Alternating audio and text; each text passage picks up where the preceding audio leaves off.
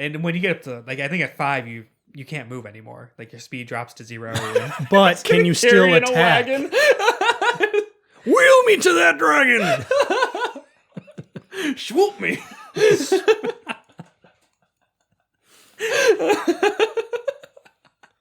You have to have another barbarian just to carry you. Welcome to Monsters and Multiclass, your Dungeons & Dragons fix. I'm Kevin Odie. I'm Jared Bornagle. And I'm Will Milton.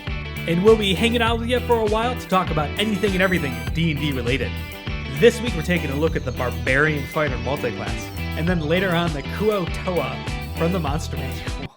I hate that pronunciation. Mm-hmm. So bad. Yeah, pull up a chair, stick around. We're just going to complain about the pronunciation of that word. Phrase, name. I don't know, we're keeping it. I'm not doing this.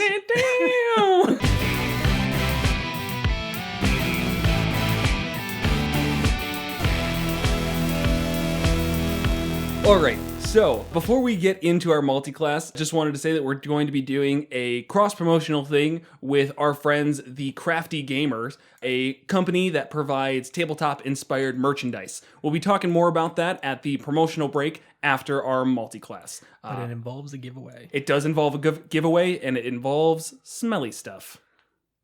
In a good way. So... Perfect teaser. I am very intrigued.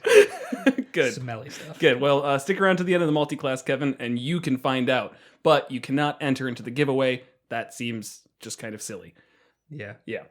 So our multi-classes this week are the Barbarian and the Fighter. When I say Fighter first, Kevin gets upset because alphabetical order. So the Barbarian and the Fighter. The Barbarian is a martial class that's main class feature is its rage ability, reduces damage incoming, and allows it to do more damage outgoing. So it's great at that. Fighter is kind of the same deal, but there's no rage ability. They are the tactical martial class. Really one of the, I don't know if simplest class in the game is the best way to put it, but the concept of it is definitely the simplest. They're a fighter. They're good at fighting. So two martial classes, the strength, or I think strength is the only requirement that we need to meet in order to satisfy this multi-class. 13 strength for both of them. Fighters can be 13 dexterity. You have an option, but you've got 13 strength, which is going to happen. So first thoughts. I'm sure you guys are going to talk about how bad this is going to be. Will. It's kind of good, man. Whoa. Stop the presses. Will, you like this multi-class? You like a multi-class? This is interesting because you look at Fighter Barbarian, and if you don't really put any thought into it, it ostensibly seems like Wizard Sorcerer, but it's the opposite. Martial classes, especially martial classes this similar, just mesh really well. Right. You can pick and choose the skills that you want out of each side. Flavor-wise, it's like perfect. You know, you hit stuff. That end of story. You're a hit stuff enthusiast. Maybe you like getting mad sometimes. Maybe you like training with weapons other times. Perfect. Kevin? Yeah, of course this is good. I mean, this is like the given Barbarian Fighter. It's hard to go wrong with it. It's the attributes line up perfectly. There's really no reason to have to stretch for different attributes or anything like that. And it's just kind of picking and choosing what you want from them. The only thing I would say is maybe you need to look at what you're slowing down or giving up by doing this, because both classes do get a lot of good stuff at pretty much every level as they level up. Right. And you're effectively slowing it down. So it is being able to action surge once or twice a day worth slowing down Barbarian stuff, or, you know, it's just kind of, or being able to rage twice a day, is that worth slowing down your extra attacks, which fighters get a bunch of? I'm inclined to say the answer is probably yes, but right. You know, it's something you need to consider. No, definitely. I think that's the number one thing is just it sounds so simple, and it is very simple overall, but there's still some traps here that you can make this, you can think, oh, Barbarian Fighter, it's just going to work. No matter what I do, I can just throw these two together and it's going to be great. But I think there's a couple of times where you have to just stop and really consider what you're doing. The first one with any two martial classes is at level 5, you get an extra attack for both of them. That can be a very wasted level. So is it worth it? Is it good for you to take that kind of crappy level to continue on with the multi-class in both? it depends really on what you're trying to go for. Also, the fact that barbarians get a lot from not wearing armor, whereas this is definitely fighters are going to wear heavy armor almost always. So is it worth it to sacrifice that AC from heavy armor in order to try and go down the barbarian armor path, which is dexterity and constitution? Right. Or you can still wear medium armor. You can still As a wear barbarian. medium. What's That's medium true. top out at? Like 17, I think. I think so. 15 Yes. plus 2. Yeah. That's with disadvantage on So what it. are you losing 1? Pretty much, yeah, then plates gives you 18. Yeah. It's not bad, but it is a thing that you will be losing. Barbarians can use shields, which is good compared to like monks, where even touching a shield just completely ruins any ability they'd ever have. Drains all your martial prowess. Right. You're like, oh, I forgot how to punch people. how are we going to beat this monk? Just throw shields at him. My weakness. Monk kryptonite. So there are also some ways that I feel like you can step on flavor with the subclasses more than anything. Something like a samurai and a totem barbarian don't really mesh at all, in my opinion. You're not like getting anything out of that where you're like, oh, I'm a samurai, I'm a trained warrior, and also I really like animals. There's no reason it doesn't, but at the same time, you're like, yeah, but why? Yeah, it feels a little forced. So I think all of them have, every single subclass from both sides has things that mesh very well, though, which is the alternative. I think everything can work with the opposite, except for range stuff. What do you mean? Like it ranged, every you said? fighter subclass, except for like Arcane Archer, Oh, has some barbarian subclasses. that You are work. right. Other way works too. yeah, I thought you said rage No, stuff. You said range. range with an N. Got it. Right. Also, samurais actually kind of wasted their ability. They could give themselves advantage Right. for a minute or something like Reckless. that. Yeah, but barbarians just get reckless attack. So it's a different way to go about it. The samurai has you could do it based on a limited resource, where the barbarian you have a penalty for doing it, but it does not seem worth taking both. No, I mean you do get temp HP as well with the samurai when you use that on a bonus action on your turn. You give yourself advantage on weapon attack rolls until the end of the current turn. When you do so, you gain 5 temp HP, and that increases as you level up. Right. That's nice. And what's the limit on that again? You can use this feature 3 times, and that's per long rest. Right. So you do not get those back on a short rest. Whereas reckless attack, you can use it as often as you want, but once again, everything gets advantage on attacks against you. Right. So your call which one's worth it if you do want to go the samurai barbarian route. And I think you can really potentially argue samurai barbarian. I just don't think the totem one really works because it's got a very like heavy focus on nature and kind of like Right. this tribal connection. I mean, if you wanted to do like Path of the Ancestral Guardians, sure, samurai works great there. For sure. Yeah. I like that flavor. I think it works well. There might be a couple other instances where you just get, as you said, Arcane Archer with really any barbarian. I don't think works well. no. To get to it, the barbarian is not meant to do range stuff, and nothing he does benefits you in any way. No. So it's just going to be straight damage. The melee stuff. And it's good. I mean, say the rage definitely adds something. You're not taking damage as much. You're resistant to all physical damage, which is great. Well, physical is not the right way to put it. It's bludgeoning, piercing, slashing. So cool, great. You can tank more. Right. The rage pickup is universally a great addition to the fighter. Yeah, there's really no penalty to it. The only thing is if you're just going a couple levels into barbarian, you're only gonna get it twice a day. Still great. Yeah, for sure. Third level though gets you 3 rages per day. Yeah. Which, I mean, if you're multi-classing, is almost always going to be going to at least 3rd level. I will say, though, that I mentioned earlier, like, at 5th level, they both get extra attack. If you started as fighter and then went into barbarian, this is one of the few that I could almost see an argument for going past 5th level, or going into 5th level and further. 5th level itself isn't going to be too great. You get fast movement, which increases your walking speed by 10 feet if you're wearing that medium armor or nothing. So you're at least getting something out of 5th level. And then after that, you go into your path features. Depending on your path, 6th level can be all right for barbarians. So there's actually one of the few times where it's like, maybe you take a crappy level and you just move on. Depends on what you're missing out on fighter and what your overall build is going for. Right. You know, if that keeps you from getting, if you're like 1 away from level 11 as a fighter otherwise, which would mean you're up to like really high levels at that point, then yeah, you know, you don't want to miss out on your extra attack. But if it means missing another, I don't know, ability score increase, whatever. I mean, ASIs are nice, but fighters get a ton of those. Yeah, definitely. Oh, and which is another reason why multiclassing in a fighter always kind of works out well. And it's a very nice thing. The extra ability score improvements, we get a 4, 6, 8. I don't think it's 10. No. But then 12, 14, 16, where everyone else is every 4 levels, 4, 8, 12. Right. No, that's easily the best part, because one of the downsides of multiclassing a lot of times is it makes feats feel very unobtainable.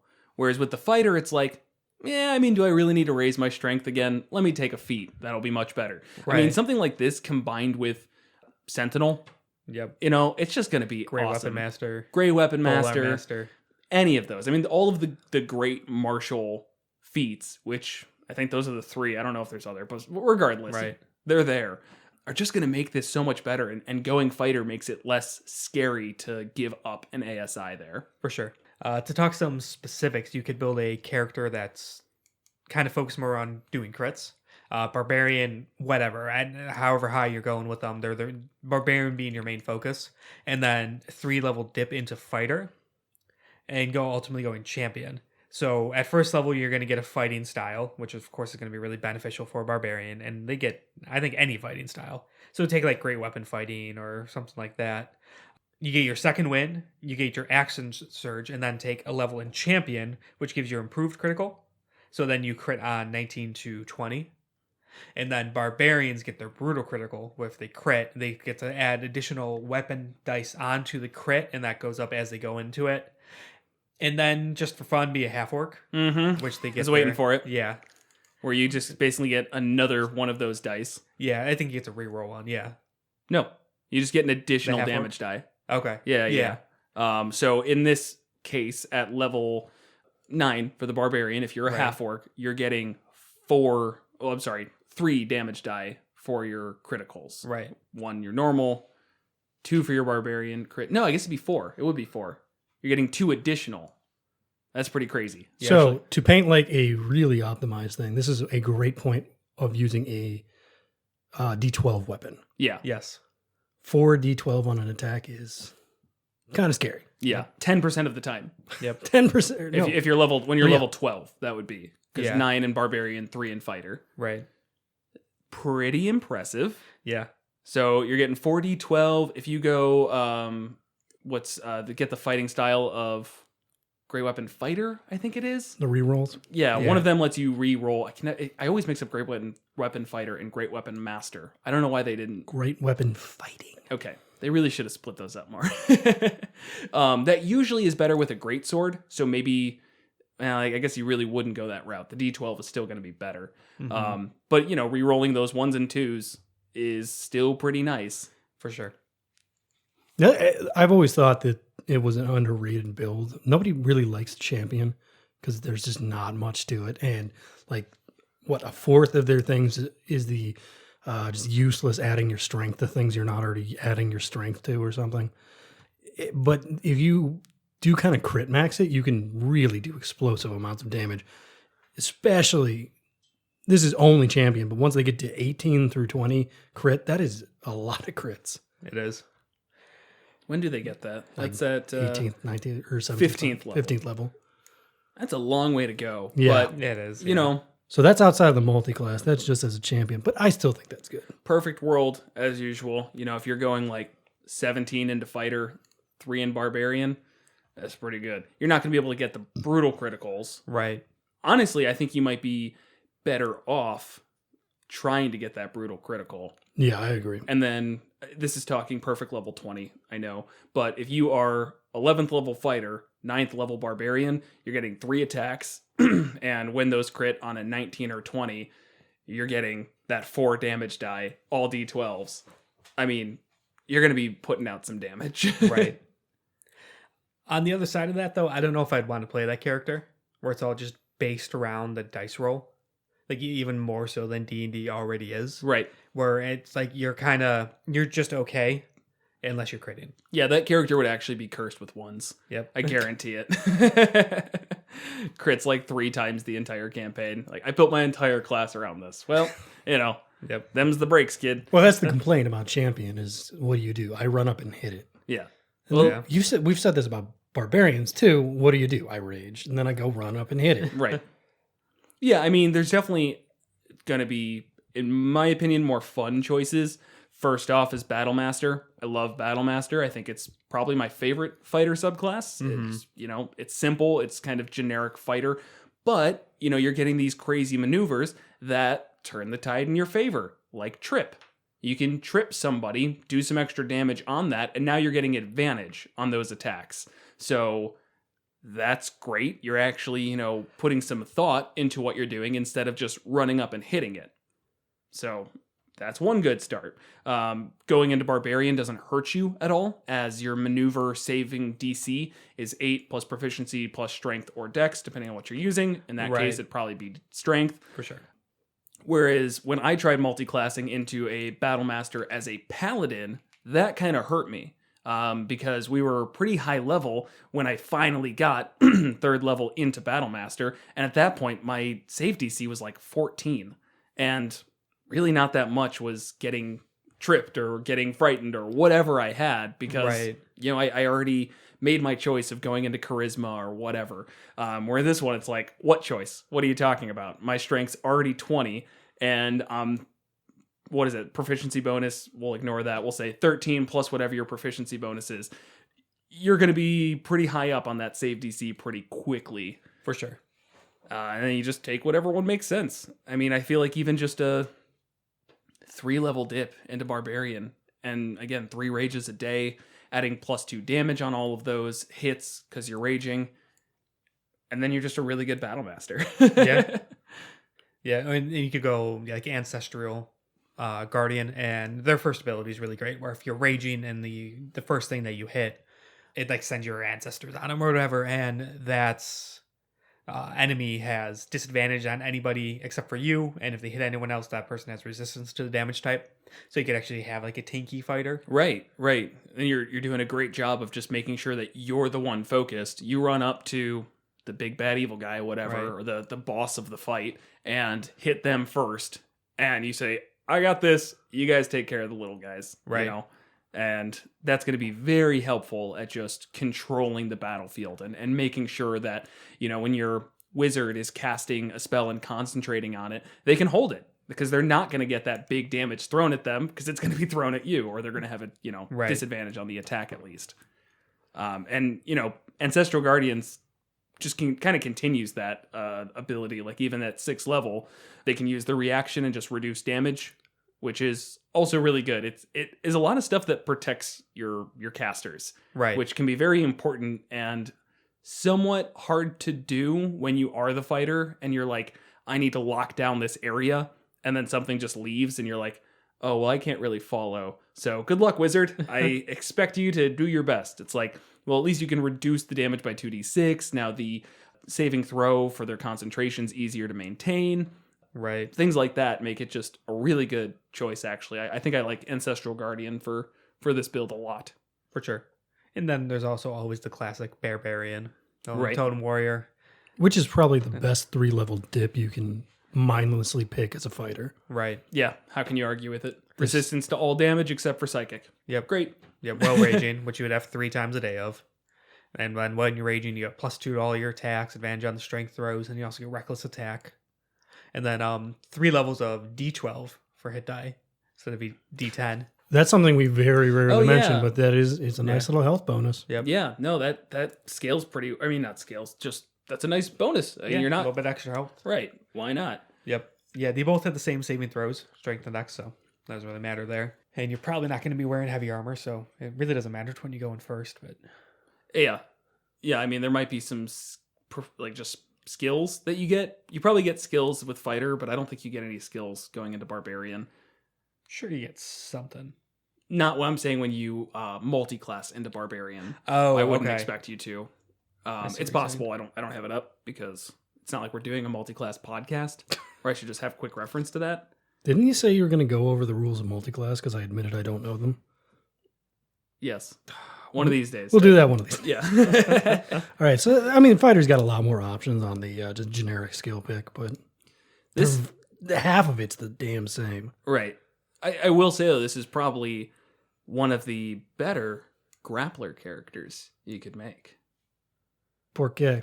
Why? I don't know. I feel like you don't even have to think about it. I It's don't just know. like, yeah, I mean, I got advantage on strength while raging.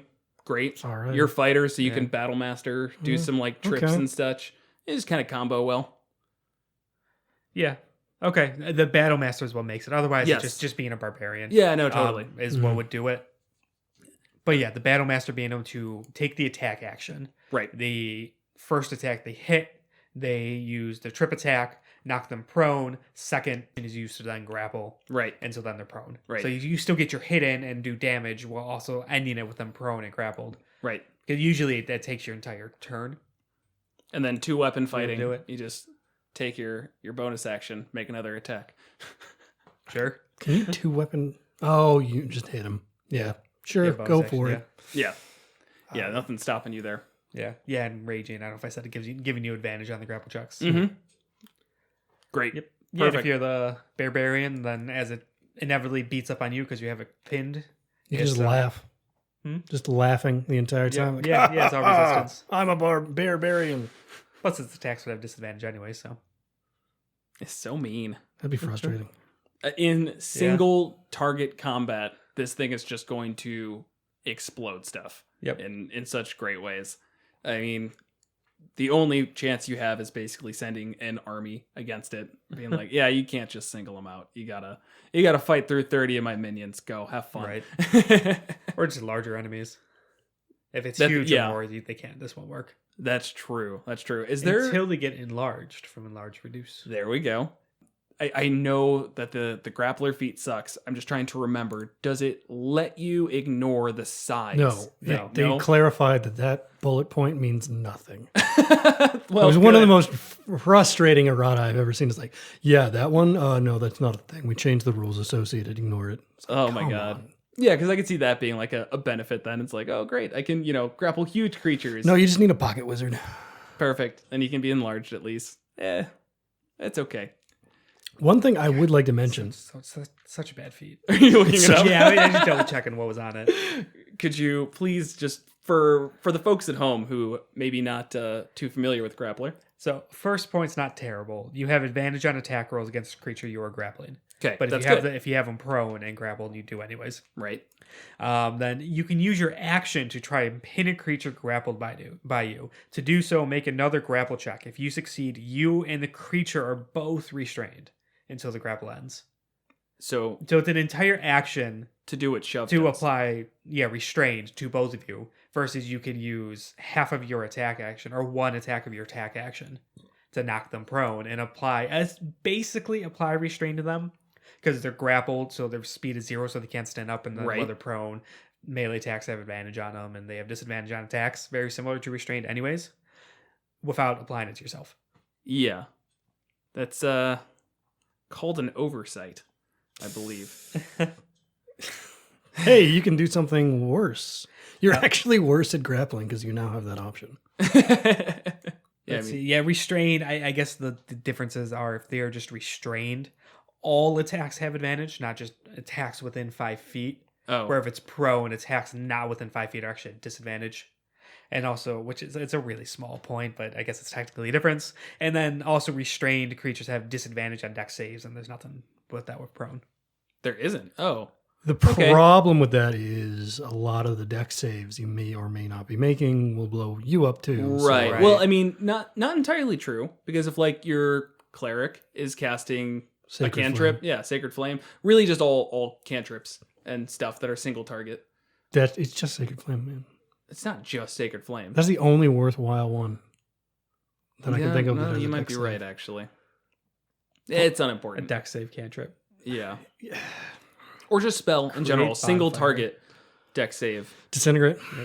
If you want to disintegrate something you can grapple, in that rare instance, this would be a good idea. Yeah, I'm sure you have no better ways to hold somebody at that level, right? Yeah. Maybe hold person? That would spook me if I was like pinning a guy to the ground. It's like, get him with the most powerful disintegrating spell in the game. I'll hold him. Got him on his neck. I can literally attach to this guy. Shoot him with a laser that will turn him into dust.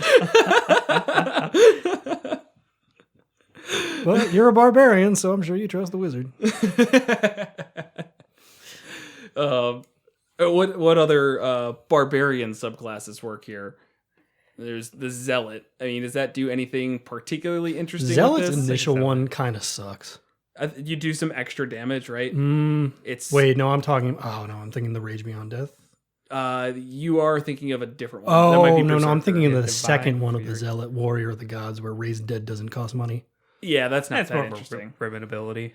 But It's a really kind of great ribbon ability because it's not very useful, but at the same time, it's incredibly useful. And it's not the only thing they get at that level.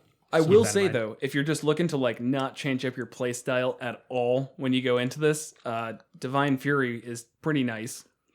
You do 1d6 plus half your barbarian level. The first thing that you attack for that turn while raging. Some extra damage. Yeah. You know, potential of 8, minimum of 3. Going back to third. Fighter, this is, I don't know if you guys have looked at the Brute, but the Brute almost unofficially was positioned as an alternative to the Champion. Yeah. And you'll notice a lot of overlap with what the Barbarian is giving you in the Brute subclass. Oh. Right. But it's UA.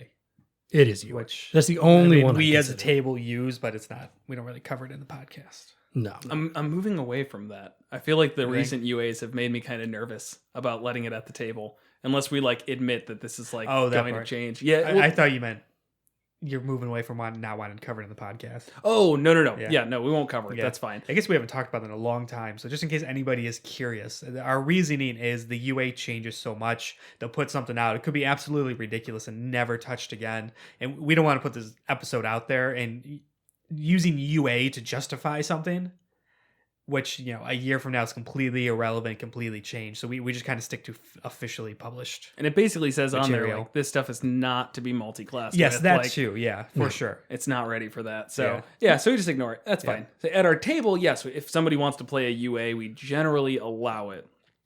The most recent, 6 classes that came out in rapid succession, by the time this episode comes out, it might be 8, to be honest, because they seem to be really hammering home the new subclasses.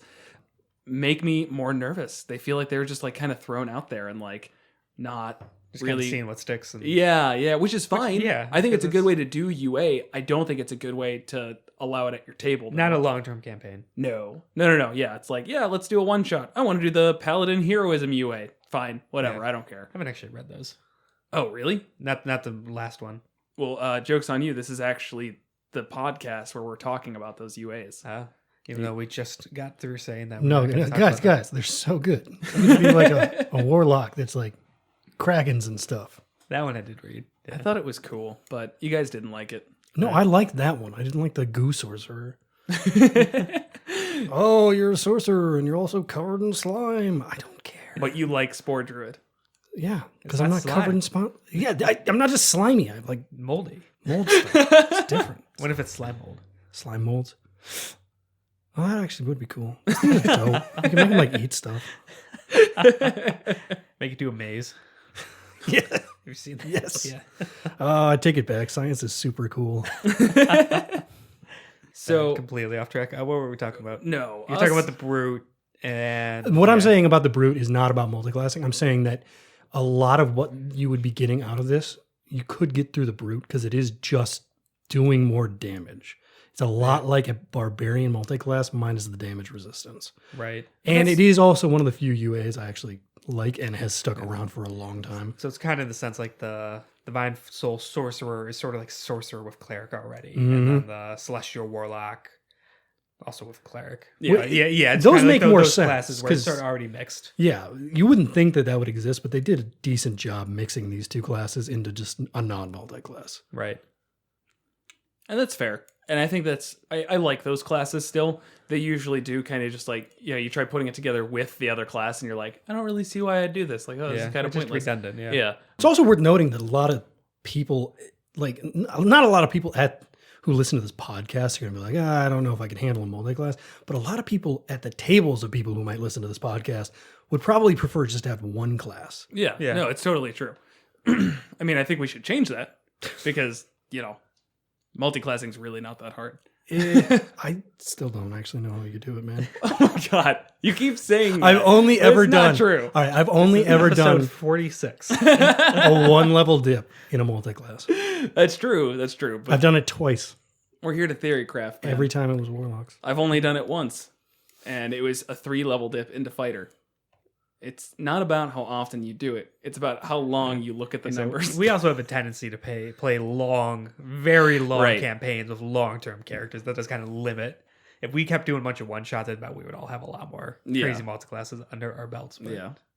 Either way, I guess I'll just take this and say, Will, if you try and undermine our authority as multi-class experts, I swear to God. Anyways, yeah, so trust us because we're really smart. We're all smart guys. How do you feel about Eldritch Knight? I don't like Eldritch Knight. I mean, Eldritch Knights by themselves are fine, but with a not with barbarian. a barbarian. No, that'd be awful. You're losing so much. It'd be, Because the raging prevents you from casting no, spells. it'd be and all pointless. that. It'd be pointless. Don't do that, please. No, I actually can see somebody really wanting to do that and not understanding the implications and then realizing that they just totally shot themselves in the foot. It'll be cool. Once I get in like too much danger, I'll Misty Step out. No, you're raging. You can't do that. I'll drop my rage and Misty Step out. Woo.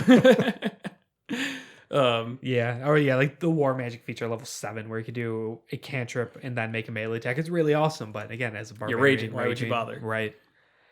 Unless it goes back to your 3-level dip, you have 3 rages a day. There's a decent chance you're not going to have a rage for every single encounter, so it's just kind of like an alternative. We talked about that recently. I think it was Barbarian Ranger. Right. But it just kind of sets you up with just alternative ways of fighting. Right, which I like that. I always love that kind of style where it's like, well, based on this fight, I think raging's a great idea because there's, a bunch of little damage and I want to, handle that this way.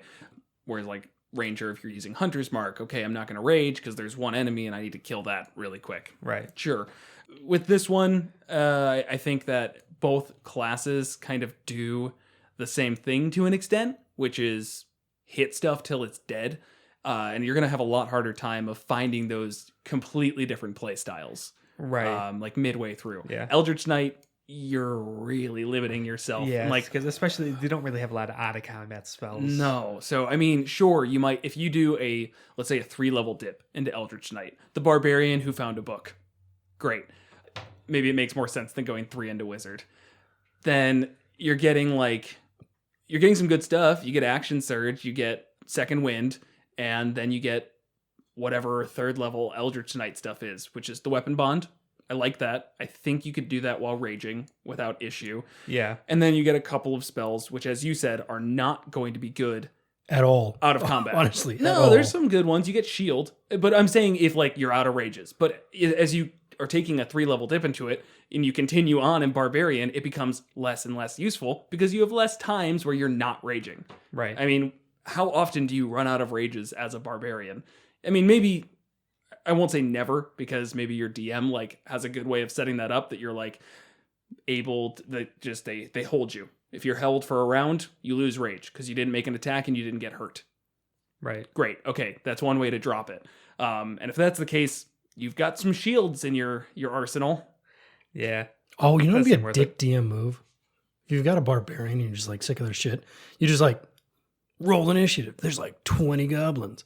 And then they're raw rage. And then you immediately dispel the illusion. It's just one guy and he runs off. Just find ways to waste their rage. It's some illusionist mage. And there's regular guys. And the barbarian screams and scares them off. Don't do that. That's just me. I mean, don't do it all the time. Do It's it once. 9 to 10 times a session. It'd be pretty darn funny at least one time to you know that resources are going to be important. So you just have this overwhelming fight, and they're like, oh man, only thing to do now is rage. Drop it, wasted rage. See you next time. Unless they're At least give them a check to figure it out before it, but it would be an intelligence check. So. Yeah. It would be even better is like everyone else succeeds on it, and they're like, Gary, that's just an illusion, and he's like, I got this. Too late, I'm already mad. I think there's a couple barbarian features that make it so that you just don't exit rage. Yeah, those are persistent rage and stuff like that. That comes later. Is that a relentless rage at 11th really. level? No, that's the one that you can keep fighting. It's persistent rage at 15. You're correct. It only ends if you fall unconscious or if you choose to end it. So that just ignores the time Ends limit on early. Yes. Ends early, so it's still only a minute. Yes. Okay. Speaking So, of which, so you could spend a turn not attacking and not being hit, and you don't lose it. Right. you could spend 5 turns doing that if you wanted to. Yeah. I just don't get why you would do that. You're mad. Go hit something. Right. You're a barbarian. Go do barbarian things. I'll add on Storm Herald. Meh. Don't bother. There are some times where I think flavor-wise it works out and it might be worthwhile. With the Ranger, I liked it. But this one, just don't bother. Well, I guess, except for flavor reasons. If for whatever reason you have a character that It's not bad. Yeah, and I think there's a lot of potential flavor here for like barbarian who starts off with literally whatever path you want and then decides I'm going to be a little more tactical about my rages here and, get some other weapons in my arsenal, basically. Right. So with that, then yeah, sure. If you think Storm Herald's the one that fits, you've got a sailor background, you want to do sea, you're from the desert, you want to stick there. Don't care, whatever it is, that makes sense. I still don't think it's going to be fantastic, mechanically speaking, but it's not bad by any means. right. How about Berserker? I hate that one. I really hate Berserker too. I don't know what's the point of it. You can make an extra melee attack as a bonus action While raging. while raging. And that's if you activate your frenzy, which gives you a level of exhaustion. Yeah, that's the level of exhaustion is killer. That could somewhat mesh well with our little crit build thing, flavor-wise and mechanically. That extra attack that you are kind of losing as a fighter. It starts to mean more when you crit 10% of the time. It gives you I'm going to go out all out just this once. Just this one. Yeah, type Because thing in your the back next pocket. time you Yeah, have definitely made disadvantage this on joke everything. before. Oh no, not just yeah. We've made this joke tons of times, but that's a thing in D&D that like this frenzy kind of fits, where it's you're not going to be using it every single encounter, but it's the last one of the day, and you're like, I'm going to go all out. It's going to be crazy. And then as long as there's not another encounter afterwards, you get your long rest, you remove your exhaustion. It's not the end of the world if you have disadvantage on ability checks for a couple hours before bed. But you're not going to use it first thing in the morning. Right. Unless you are truly a Berserker. Yeah. And then you're going to use it all the way up to like level 5. And then you're like, all right, now I got to stop. Yeah, I'm going to take a week off. Sorry about all that frenzying, guys. I'm going to just take it easy for a little here. And then the next fight comes and he's like, I gotta go. He dies. Hope you got a greater restoration, buddy, because I'm not stopping this train. That would be an expensive party member. Yeah, 'cause especially with exhaustion, if you stack up multiple levels of it, so if you have one level of exhaustion, then something happens to give you a second one, like it stacks up, and then that effects stack. By taking a long rest, it only lowers you one Correct. level. Yeah. So if you get up to 4 levels, because you've raged 4 times and did this all 4 times, it'll be 4 long rests before you're back down to 0. Right. And when you get up to, like, I think at 5, you can't move anymore. Like, your speed drops to 0. But can you still Carrying a attack? wagon. Wheel me to that dragon! Swoop me.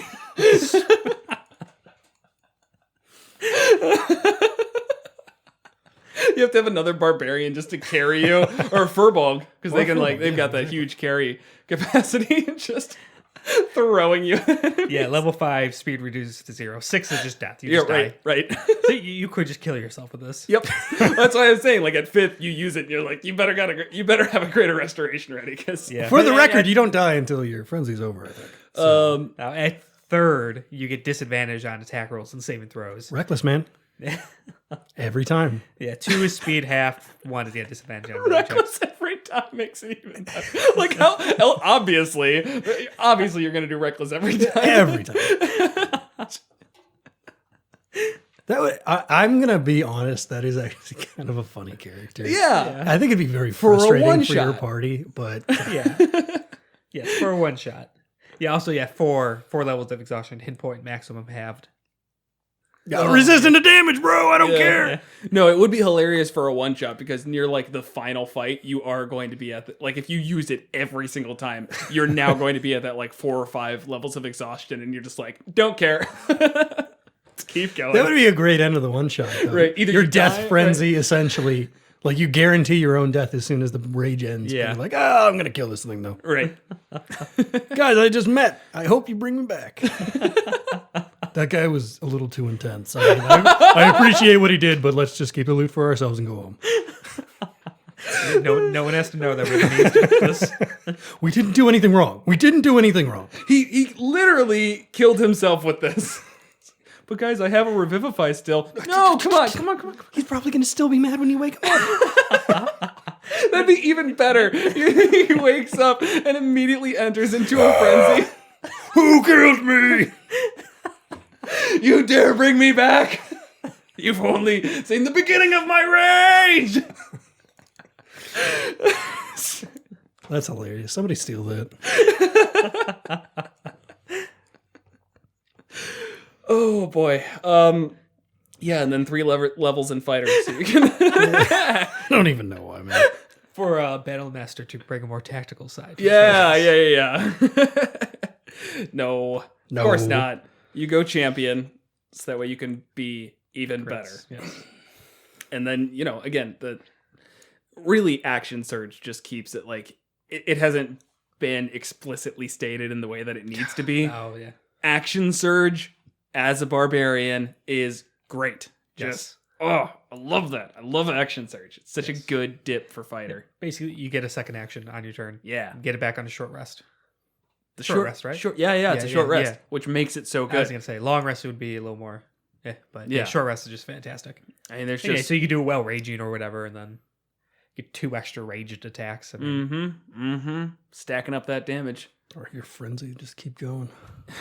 Just keep going. no, it'll just be 2. 5 attacks. It's a bonus action attack. Oh, yeah, so 5 in total. Yeah. Oh man, that's just too many attacks.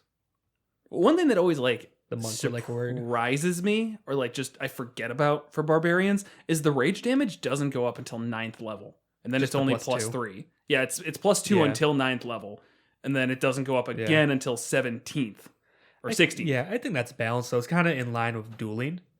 The dueling fighting style, which gives you +2 if you have a one-handed weapon Right. only. But it doesn't have the limitations of that. It's limited on rages, so you still get the +2 of like a big 2-handed weapon. Mm-hmm. So I think it's balanced well. No, I think so too. I don't think it's crazy. It's just it seems like the rage damage is what makes rage so important. But then it's like, oh, but it's only 2 damage. It's not like crazy high damage. But It's- also the resistance. There's other stuff Yeah, to it yeah. that makes it worthwhile. I'm not saying, oh yeah, throw out the barbarian class. It's garbage. Only +2 to rage damage. It's just I literally forget that it's like, well, It feels like we overstate it, but Right. it's still pretty damn good. right. It is, yeah. It's consistent +2 damage. Yeah, and then the criticals are just amazing. One thing that is worth very much noting is both the capstones you will be losing are pretty tough to swallow if you don't get them.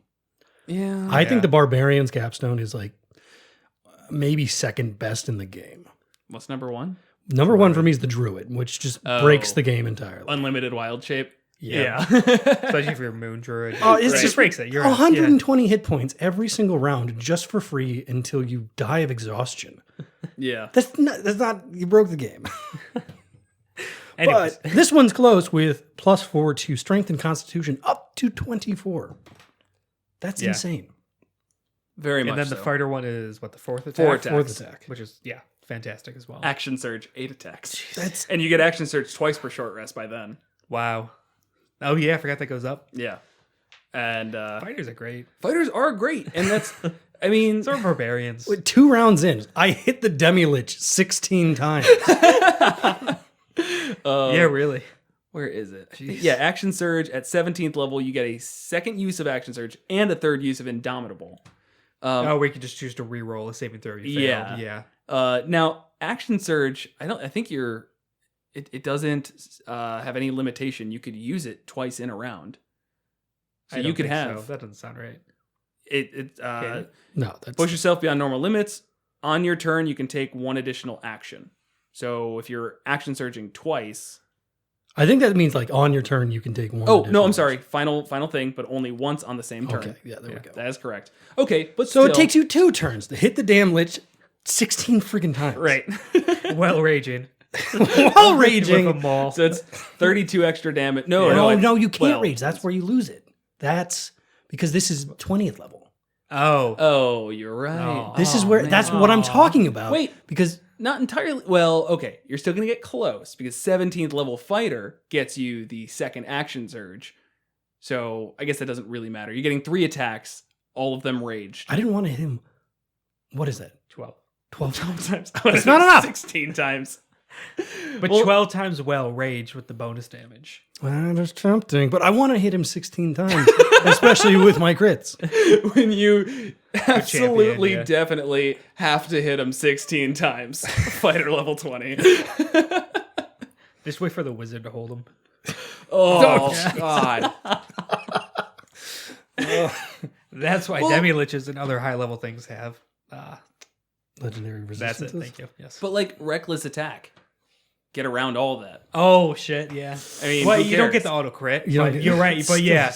You're right. So yeah, 17 levels, 3 attacks, 2 action surges, 12 hits in 2 turns, all with advantage. 24 die With- rolls. Yeah. That's already giving you at least 1 crit in normal world. Right. Yeah. But, Yeah, be champion, so you get the... And at that point, you would have the 18 end. And thank 19 God I crit. took this 2-level dip into Paladin so I can smite. Multiclassing's dumb. make it illegal, man. I actually, the reason I mentioned that is because I do really like the idea of 20th level fighters and barbarians. Yeah. Yeah. It's a great idea. They're so easy to play, but they're so ridiculously powerful. I still think it's come down to like 1% of the D&D communities played a level 20 campaign though. Yeah, Or even a one-shot. I mean, it just doesn't happen. We've never even done it. We've never played at level 20. Nope. Literally ever. Nope. So, until... We should get around to that. Just like a 1 or 2 shot. Yeah. Why not? That's the problem, because the 1 or 2 shot, we're gonna I don't know what my character can do. I That- didn't that's choose why- champion yeah. fighter. Yeah. I would put stipulations on it to just not come with like a wizard Don't come with a wizard or a cleric or a druid or a bard. Yeah, I mean, or there's sorcerer. not really... Warlock's fine though. I hate to say it, but Not like, really. there's something not fun about a 20th level wizard in my eyes. Like, compared to a 20th level barbarian or fighter, where you're just like, wow, I'm awesome, and I can just, like, hit shit all day. Level 20 wizards, it's like, you can still only cast 1 spell at a time, and some of your spells are just basically game-breaking at that point. So, shrug. You're level 20 now, I guess. Yeah. Hope you've got an entire spell book memorized. Nerd. Why is like one shots don't work is like if you played that character for like 3 years. Right. Yeah, You're building up to 20. I yeah. have so much shit I can do. Yes. Imagine like in a one shot, would you ever use a first level spell? No, you'd be like, all right, bottom of the list. What do I got? What do I Yeah. got? Yeah, I mean, I got the question the other day. This is totally getting off topic, but somebody asked, like, how do I make a level 20 campaign or session, like, difficult? And I was like, you know the 6 to 8 encounter rule? Yeah, you need to follow that. And it's basically like you need to have 6 to 8 difficult encounters. If you're like, oh, yeah, I'll just throw an easy one their way, it's like, no, that's not worthwhile. 6 to 8. And that's the issue is it always gets really ridiculous. Like, what is 6 to 8 difficult encounters for a party of level 20s? Like 6 to 8 things that should not exist simultaneously on the material plane. Or such a large amount of those things that combat is going to take you 3 hours. You right? have to fight 900 goblins. Oh, fuck off. Fucking Goblin Arena. But I mean, there are ways that, I mean, a couple, say like a Death Knight is challenge rating 17. Mhm. And then it's got some CR 10 minions. Great. That's a pretty good encounter right there for some level Right. 20s.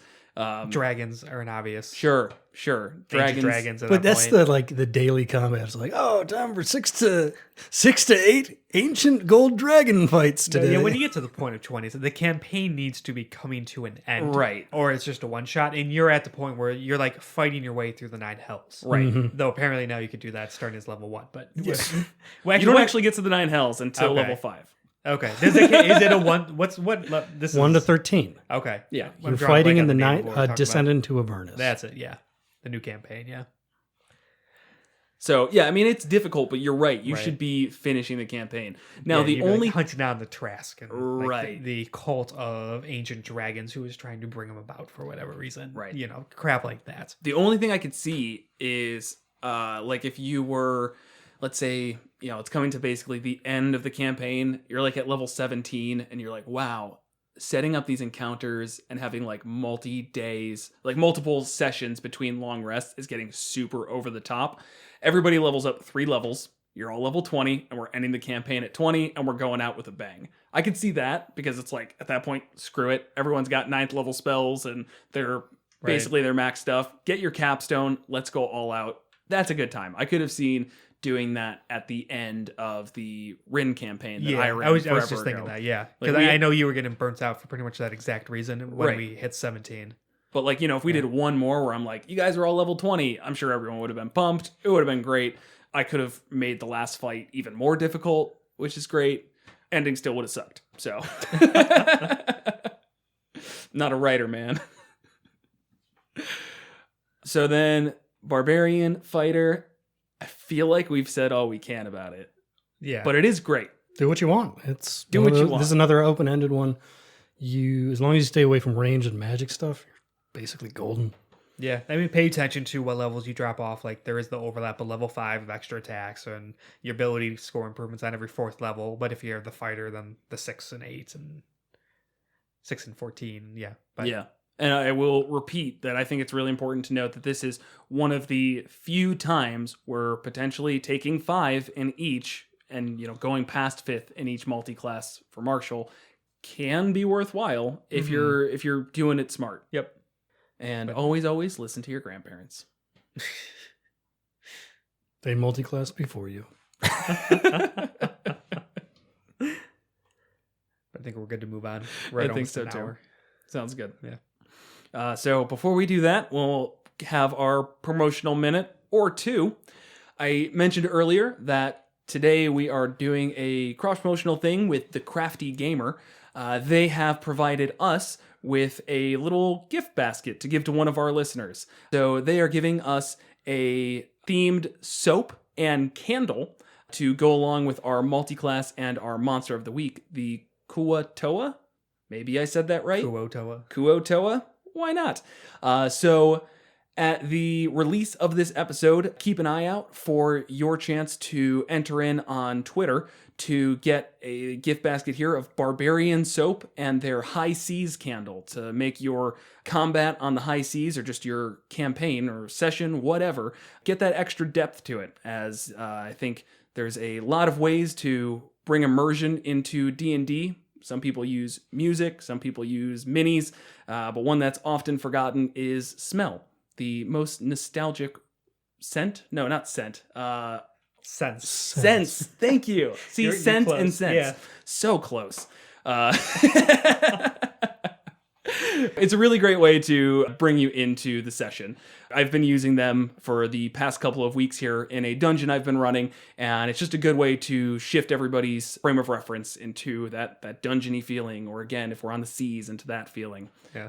And a little small point about candles. It was just a little detail I liked. So we play with battle mat and minis, and then we have these little candles on the battle mat in the middle, and just the kind of the light it cast on the minis.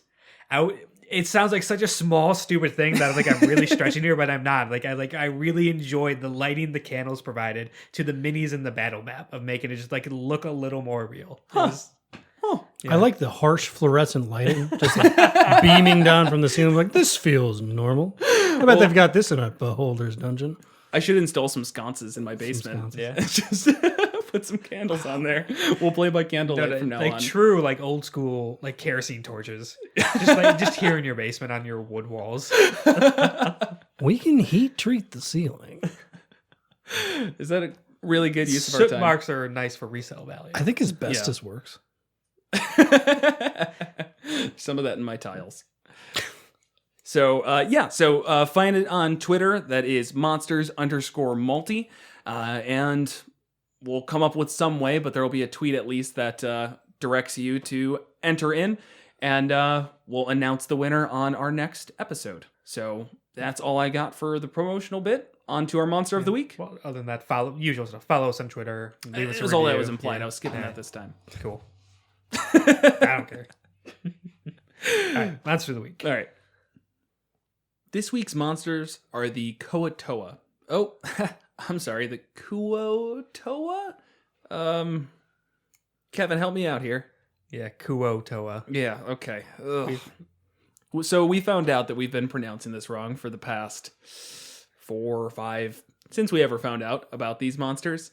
But luckily, because of this podcast, we get to learn how to say things correctly. So the Kuo-Toa. These are fish-like humanoids that were pushed off the surface of the earth, usually into underground caves long ago, to just sit and fester in their own madness.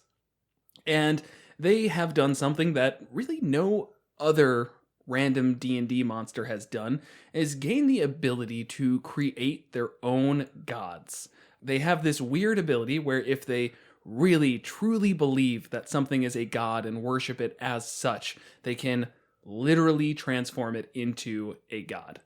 Beyond that, they themselves are pretty weak little fish people and can be some really great lower level fights. What do you think? I've used them a bunch. Recently, especially like in Out of the Abyss, you had a Kuo-Toa companion, and then they kind of just kept popping up in the campaign, and yeah, they are completely insane. It really makes them great to play, because just any kind of odd behavior, anything like that just sort of fits and works with it. They become a memorable encounter, and then especially the part about making their own god. So you run into a Kuo-Toa encampment somewhere and have them worship anything. Right. Yeah, they could be worshiping a boot. Ooh. Boot god. And then the boot actually comes alive and has to fight you. Yeah. I mean, it's kind of a tough part on the DM to then like make a stat block for that weird thing. Right. But it just gives you so many tools to make a odd, memorable encounter. The first stat block for the Kuo-Toa is not very impressive by any means. I mean, it's a challenge rating 1/4. It's got an AC of 13, HP of 18, something that can be a very run-of-the-mill fight that is the equivalent of goblins but on water. You know, you're like, oh, I need a low-level fight. They're on water. Yeah, Kuo-Toa. Perfect. But they do have at least some interesting aspects to them.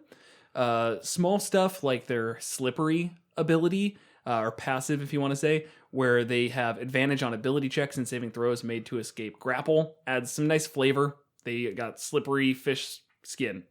Perfect. Great. Have you ever tried grabbing onto a fish? It's very difficult, actually. Yep. But they also have sunlight sensitivity, which means that if you're ever fighting them during the day, you're kind of wasting your time. I think one thing that I did really like about them, though, is their sticky shield, which is one of their reactions. Basically, when a creature misses the Kuo-Toa with a melee weapon attack, they can just like stick out their sticky shield that's just covered in some goo, and they just stick that melee weapon to the shield until the person spends a action to remove it if they initially fail the saving throw. So, alone, yeah, kind of interesting. But luckily for us, they do have some other stat blocks here to ramp up the difficulty when the time comes. One is the Kuo-Toa Archpriest that actually gets a good amount of spellcasting. At challenge rating 6, they are a 10th level spellcaster. The Kuo-Toa Whip, just a challenge rating 1, again, lets you kind of spread it out a little bit so you can have more than the bottom levels here. Right, and the whip also has spellcasting. I find the Archbreach it's interesting because it's such a big gap. You have the challenge rating 1/4 Kuo-Toa, the challenge rating 1 Kuo-Toa whip, and then the challenge rating 6 Archpriest. Right. Which I think can make for a really cool moment where you keep encountering these Kuo-Toa, and they're kind of pretty easy fights. And you like they're gibbering and saying crazy stuff. And it's like, these are just crazy weird fish people. It's like, whatever. It's not a threat. And then you run into the Archpriest with a bunch of whips. Right. The Kuo-Toa whips. Kuo-Toa. Trying so hard. Yeah. Whips, and then all of a sudden, it's a really tough fight. Right. I mean, that is a large jump. No, that's actually a good point. That'd be great in a, like, I don't know, let's say a level 5 group where they're fighting they have some of these easy fights with these 1/4 challenge rating Kuo-Toa, and they're like, what the heck? Like, why are we even bothering with this? And then you throw in that Archpriest, a couple whips, maybe some monitors as well, which is like a variant of the whip. And now you're getting spells thrown at you. You've actually got some tactics being brought up. One of which is the Kuo-Toa whips have Bane, and not really much else to use. They get three first level spells, Bane and Shield of Faith. So you're kind of expecting them to use one or the other. Bane is like really, really good in this scenario though, because the Archpriest can cast spells that affect saving throws. And of course, your first thing that you're going to do with the Archpriest is use Hold Person. Right. And I would use Spirit Guardians. Would you really? Is Spirit Guardians concentration? Yep. So I guess it really depends which one makes more sense. But you can also cast Spiritual Weapon. Jeez, they have a lot of spells. Yeah, They do. they're basically like They're clerics. They are. Yeah. They're basically 10th level clerics at that. Mass Yeah, Cure Hold Wounds. Person, Spiritual Weapon, Spirit Guardians, Divination, Mass Cure Wounds. Yeah, no, Archpriests are tough. Yeah, and so as I say, throwing it in with that Kuo-Toa whip where they're just casting Bane on all of everyone, getting minus a d4 to their saving throws. Well, they're throwing out like legitimately good spells that are basically, one kind of out of nowhere compared to fighting these challenge rating 1/4 to start. Right. Could be pretty intense. Right. Yeah, in the Kuo-Toa, their entire culture and life is built around their religion of whatever god they are worshiping. And they're very much built around capturing individuals, where they're going to try and capture party and probably use them as sacrifices or something for whatever god they think that they actually have created. So it's Right. kind of an interesting thing to take in on all that. You don't have to worry about too much about throwing something too hard at them, because they will absolutely try and capture them, and it just kind of turns into another encounter, or some form of the sacrifice actually happens because there's other people around, and that actually brings the god about or whatever. Right. Yeah, we've talked about that a lot before, where when you are throwing encounters at low-level parties, it can be really worrisome if you accidentally make it a little too rough, and it's really easy to cross that line. So I feel like a lot of times I've noticed that these weaker, lower-level ones, I think the Grungs, Goblins, and now Kuo-Toa, all have the same idea where they're like, yeah, they're really big on capturing. So like, if you accidentally decimate your party, don't worry about it too much. I think these guys are actually the perfect counter to the gnolls. Because if you fuck up a low level gnoll encounter, you're like, oh, they captured you. Right. They didn't. No. They ate you. These guys, sticky shield to disarm people, nets. They've got grappling poles. Right. It's perfect. Right. Yeah, I mean, especially with the disarming thing, I could see it being used where basically your options are you're grappled if you don't let go of the weapon. So maybe it makes sense. Yeah, sure, I'll let go of my weapon, maybe pull something else out, and then they just run away. And then you're like, oh, well, what the heck? I'm like, that's disarmed. Right. Right. Couple others come up, just toss nets over you. I noticed that they don't use the net weapon. They have the net ability, meaning that they don't get disadvantage. I guess, yeah, so it is a right. Never mind, I'm sorry. It's the same mechanic. It's the same mechanic. At It's almost 5 the feet, same, they get dude. disadvantage. Would they get it at 10 feet, though? No. It's only at 15 feet that they get disadvantage. Right. Okay, so they can stay 10 feet back and just throw nets? Or is That's it my saying... understanding. I think they get extra range on their net, isn't? Regular nets are 5'10", aren't they? That's why it sucks. No, they're 5'15".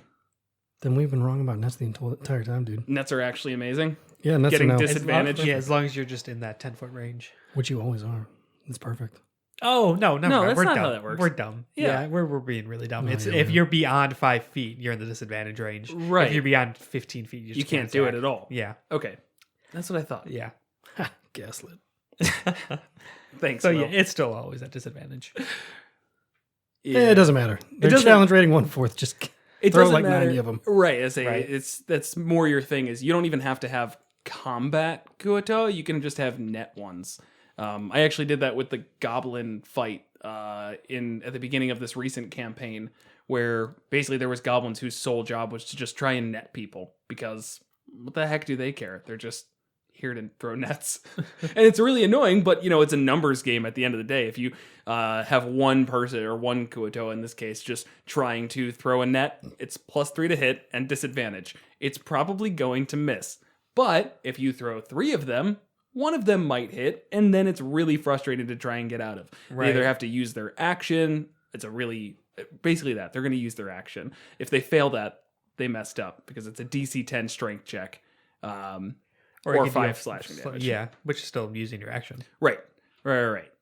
Though I guess if you probably aren't going to be fighting these things at level 5. Maybe you are, but if you have a attack action, then you can just destroy it in one hit, doing 5 damage, and then you've got the rest of your turn. So that's really not as big of a deal. Man, that's really shocker. They fall off in usefulness pretty quickly, don't they? Yeah, somewhere around level 0. But I mean, you still get the idea of them. Like, maybe they get a couple throw nets around. The ones that didn't have to throw the nets now get their spears and start stabbing in.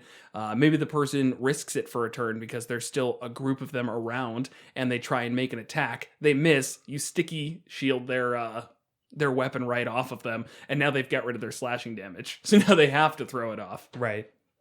Yeah, and keep in mind, if they do get netted, they are restrained.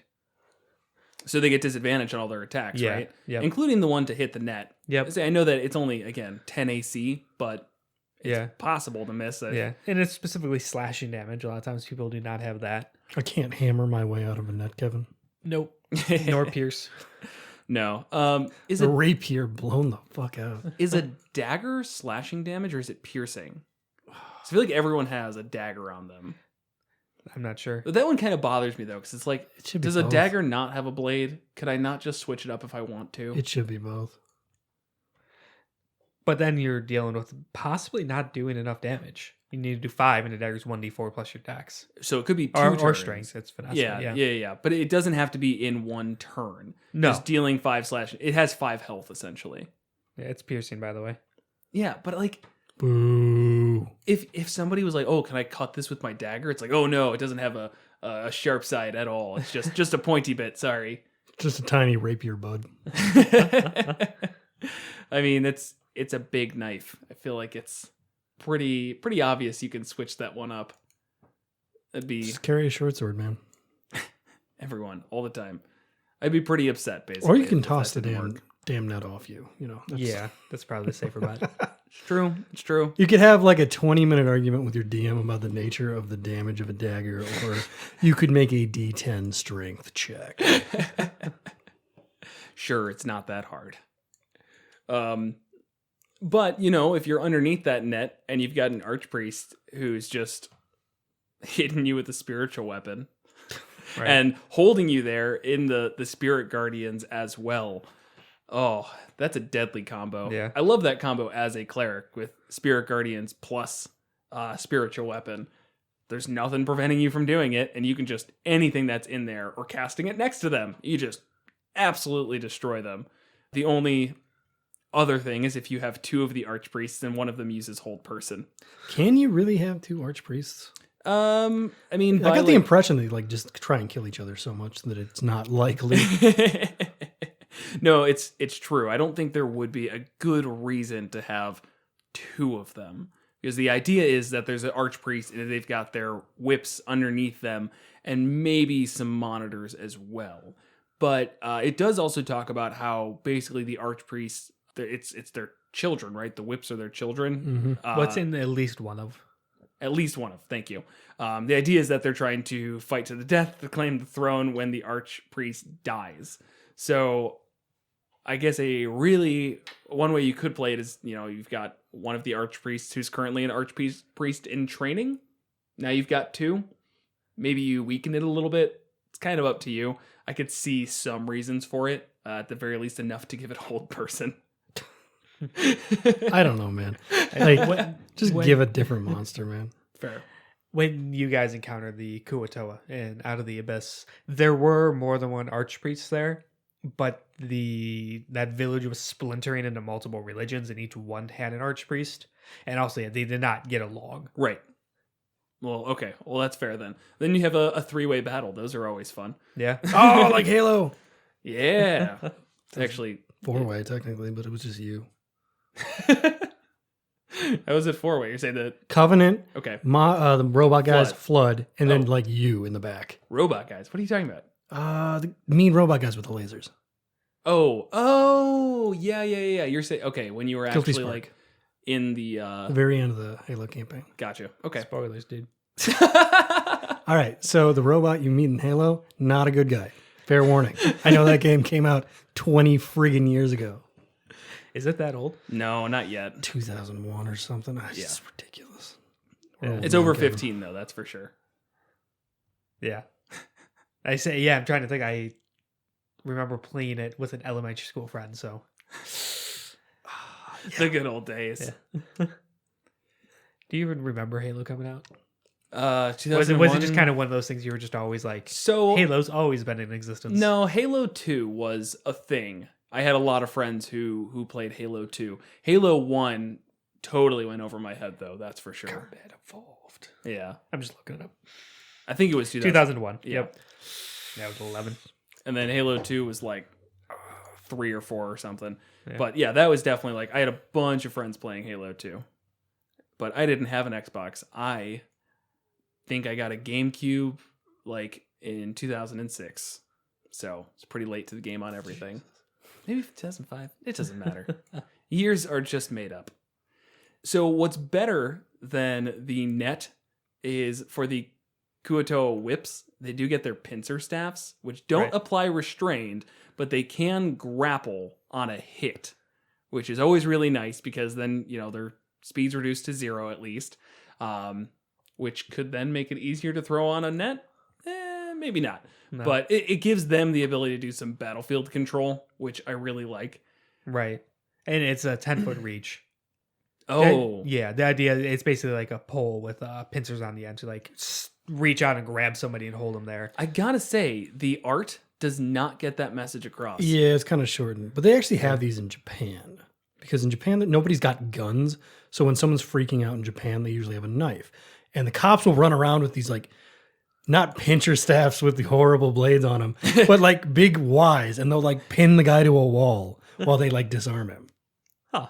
It's really crazy to watch. Seems really effective. No, they work extremely well. But it's just like this thing without the blades. Oh, okay. That seems healthier. Like a better. The Japanese treat their fellow citizens better than the Kuo-Toa will likely treat your adventurers. Shocker. Well, that's good. So what's the deal with the monitors? I don't know, man. Why doesn't it just have its own stat block? Well, no, not so much why doesn't it have its own stat block, but like I just don't really get what they're going for with it. It's a Kuo-Toa whip without the spell casting. Yeah, they're the most physically capable of the Kuo-Toa. Okay. Challenge rating 3, they hit harder, they have multi-attack, stuff like that. They enforce the archpriest's bidding. They're like the enforcers of the law. Okay. Where the whips, kind of the cops. Right. Where the whips are more like assistant priests. Yeah. Okay. Yeah, the whips get their magical powers from the archpriest. Does it explain where so they have unarmed strike, 1d6 plus 2 bludgeoning, and then 1d6 lightning damage? Yeah, I don't know, man. It's kind of weird. So like they lose their spell casting, or they don't have spell casting, but they still have like some magic that nobody else gets. Lightning punches? Basically, it's shocking grass because then you can't take reactions if you get hit by it. But it didn't say it's a shocking grass. I know. I'm saying it basically is. So it's 2d6 plus 2 and then can't. Yeah, I don't know. It's weird. It's actually a good addition to the repertoire of Kuo-Toas, but it does not make a lot of sense. Kuo-Toa. Kuo-Toas. Yeah, I mean, I guess you're right, because if you they're very good, it seems like, at basically holding somebody where they're at and basically coming up and tasing them. That's what they're perfect for. These really are just Japanese police. It's just the Japanese police. Okay. Maybe minus the archpriest thing. But no, I mean, I like that combo, though. So you get the Kuo-Toa whip, grapples somebody, and then you get a couple of the monitors to come up and then just start shocking the crap out of them. Yeah. Not a bad combo. And biting them. And yeah, biting bite them. and 2 unarmed strikes. They get 2 unarmed strikes? Yep. Oh, wow. I mean, they suck. They really do. There's not a lot going on here. No, I mean, that's actually really strong, though, at lower levels. 1d4 plus 2, and if both hit, 4d6 plus 4. Their biggest threat is they have like 65 health, so now they're not going down all the time. Right. So, I don't know. You can make fun fights out of it, but it definitely has a limit. I think at the end of the day, what really makes this interesting is, again, putting the work in as the DM and making it feel weird. Having a god in there that is weird. I think their main god is like a sea goddess that they attached. She has a name. What is it? Can you say it? Because I can't. Blippblidppodd. I love Blippblidppodd. Yeah. I love Kuo-Toa names. We haven't mentioned it yet, but I think it's the most valuable thing the Kuo-Toa bring to this game.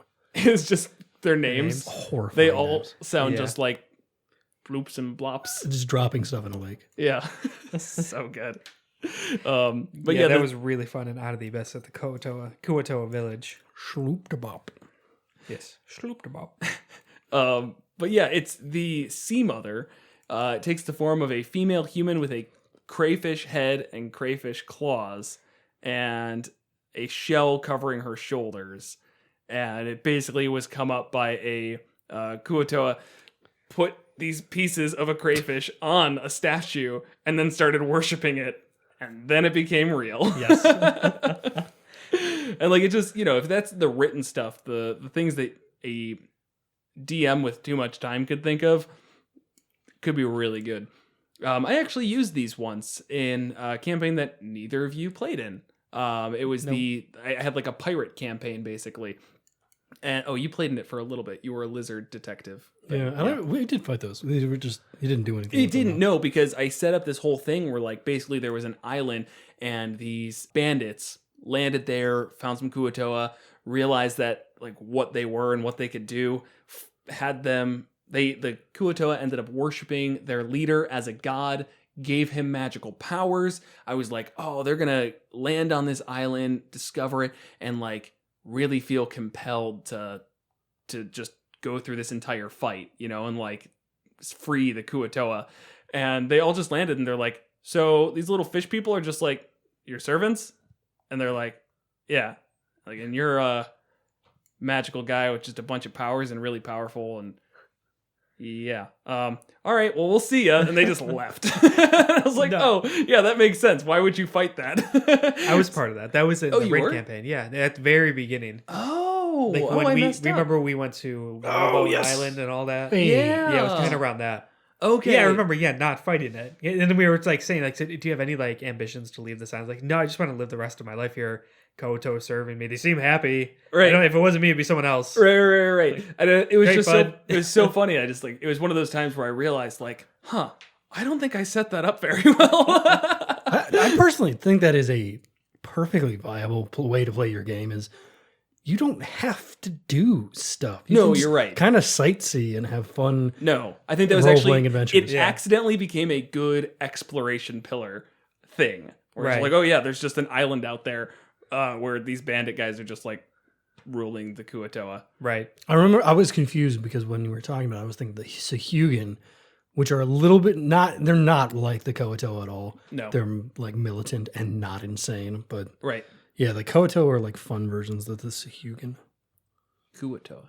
Kuo-Toa. Sahuagin. Yeah. God, we suck. Back on the names real quick. Here are the prominent Kuo-Toa out of the best for one part. The names here: Ploopploopeen, Blippblidppodd, Okay. Glooglugogg, Glooglugogg. Oh yeah, Glooglugogg. Yeah. It just gets worse. But there's only one more. Klibdoloogut. Where's that one coming from? I feel like the other ones kind of fit a pattern. That one's just like... he didn't mush his mouth enough. There we go. Yeah, Who's that our sounds buddy? like it. Shushar. Shusha. That was like the most normal. Yeah, it's because they realized He's that you'd be going to saying be it. around. Yeah. Right. Yeah. Klibdoloogut. Yeah. So remember that when you're naming stuff. Yes. You've got to just... the word itself needs to look almost indistinguishable. Yeah. B's, D's, P's, L's, O's. You really shouldn't be able to read your own handwriting. Just make noise. Ah, yes, the Kuo-Toa god. Bloop.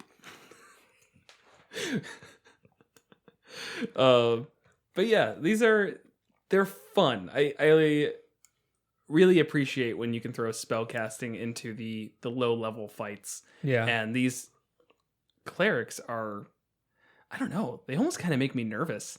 You really got to like be prepared for what you're doing as a DM, I guess. Right. It's challenge rating 6, but if your party doesn't immediately know to deal with the spellcaster, then it's going to get out of hand. Yep. Because it's not like, he's got one, I don't know what, Spirit Guardians, and then, we broke concentration on it. It's over. It's like, no, he's got 2 more of those, and if he wants to, he can dip into his higher spell slots. Because I really don't think he's going to use Scrying, a 5th level spell, in the middle of combat. No. That does give you the ability as a DM to really just, it makes you realize how paranoid they can be. Because one thing that I noticed on Scrying is it says, like, if you cast it, what is it, like twice? Oh, no, not Scrying. I'm sorry. Divination is what I mean. Divination is something that lets them communicate with their god. So using that once, they're going to communicate with whatever weird god they made. But if they cast it 2 or more times before finishing their next long rest, there's a 25% chance for each casting that they just get a random reading.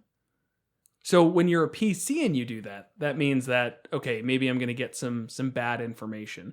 Right. When you're a Kuo-Toa and you have 3 castings of divination, that means you're probably doing that every day to try and talk to your god. And you're just going to get weirder and weirder responses coming to you.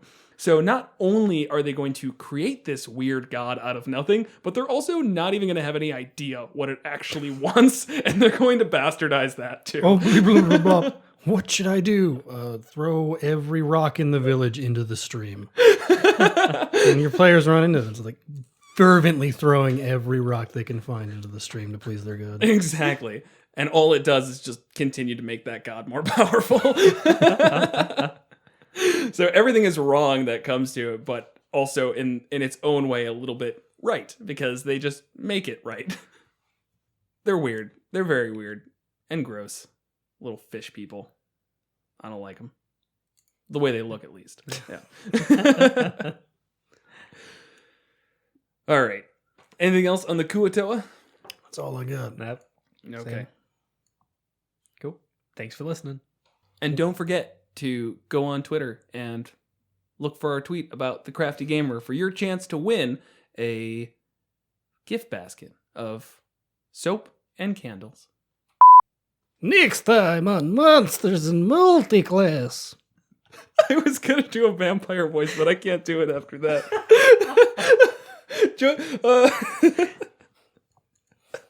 I can't do it. I know how to make myself sound like a vampire and not feel goofy about it. Watch this. Join us for an extra spooky bleh episode of Monsters Bleh and Bleh Class. You didn't even say multi. What?